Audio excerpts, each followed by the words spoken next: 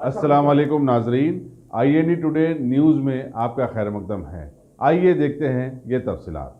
Bahadurpura assembly constituency division Jahanuma area Ranjan colony Basharat Nagar में आज 38 लाख की लागत से CC रोड का इफ्तिताह MLA मोहम्मद मौजम खान के हाथों अमल में आया। इस मौके पर डिवीजन कॉरपोरेटर, बल्दी हुक्काम और मजलिसी कारकुन भी मौजूद थे।